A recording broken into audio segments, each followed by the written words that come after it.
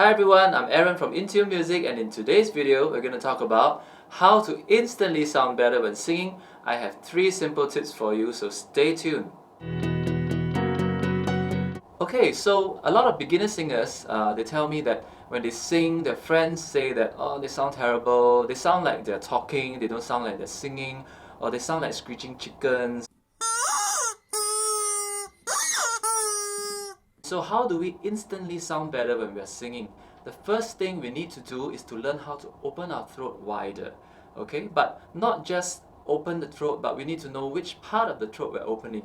So we're actually talking about the false vocal folds in our throat. Okay, so for those who don't know what the false vocal folds are, actually we have our true vocal folds, which are responsible for producing sound. So every time we vocalize, e, a, u, that is sound produced by our true vocal folds. But directly above those are the false vocal folds. So we can think about it as the true vocal folds being the source of our sound, and the false vocal folds being more like a gateway to that. So the moment the gate is closed, for example, when we are coughing, alright, so, or for example, when we're lifting something heavy, do you hear that my throat starts to close and I start to constrict?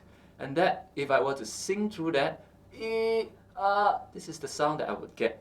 So definitely your friends will tell you, oh, please stop singing because you sound like you're strangling yourself. Okay? So the trick is to learn how to retract our false vocal folds. And how do we do that? We need to stay happy. We need to feel a widened sensation in our throat. So just singing e, a, u with a very happy tone and not forcing the tone out and not strangling ourselves, not tightening our throats, will make us sound better when we sing. My second tip for you today is actually concerning how to not sound as though we are talking when we are singing. So you see, the thing about singing and speaking is that speaking is more direct, it sounds thicker, it sounds heavier, it sounds more to the point, and it doesn't have so much control compared to a singing voice or singing tone. So for example, if I were to sing like Twinkle Twinkle Little Star, if I sing in a speaking voice, Twinkle, twinkle, little star, how I wonder what you are. Okay, I sound as though I'm giving a command. Even though I'm following the pitch of the song, but I don't sound like I'm singing. And this is what a lot of beginner singers do.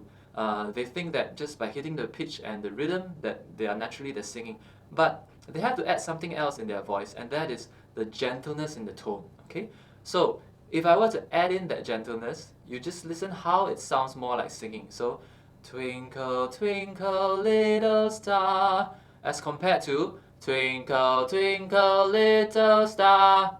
So how do we get that kind of a gentle singing tone?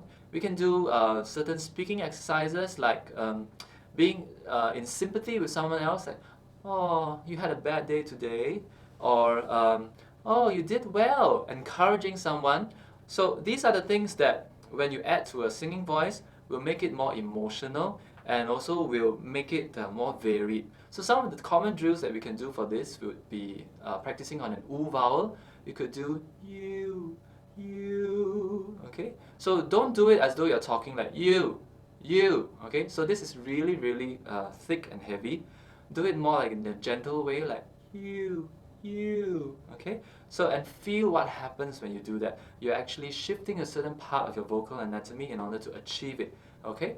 So, another exercise you could do is mew, for example, like mew, mew, mew, or mew, mew, mew, okay? So, doing these sounds, and especially on an oo vowel, helps you to get that gentle tone going, and with that gentle tone, when you sing, you will sound more like singing rather than speaking.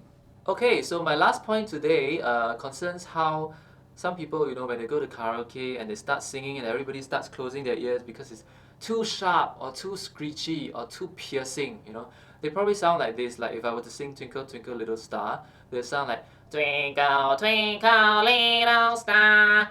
They sound really comical, they sound really harsh, and they sound like they're stuck in the nose and they can't come out, So it's not a very ideal voice for singing. I know some singers have made a career out of being nasal or out of being twangy, but most people, when they hear such a sound, they will start to back off a little bit and feel that, okay, that's not really enjoyable on my ears. A lot of people say that this voice is very nasal, very twangy, but there is a distinction to be made between being nasal and being twangy. So if I were very nasal, I would sound like this, okay? So I'll be like twinkle, twinkle. This is because I'm being very nasal and all the sound is being trapped in my nose. But if I were being very twangy, this is how I would sound like. I would sound more projected, I would sound clearer, but it also depends because when we find twangy voices very irritating, most of the time they are nasal and twangy together at the same time, so they become twinkle, twinkle, little star. You see? So it becomes quite tricky. So what we need to do actually is to reduce the twang in the singing.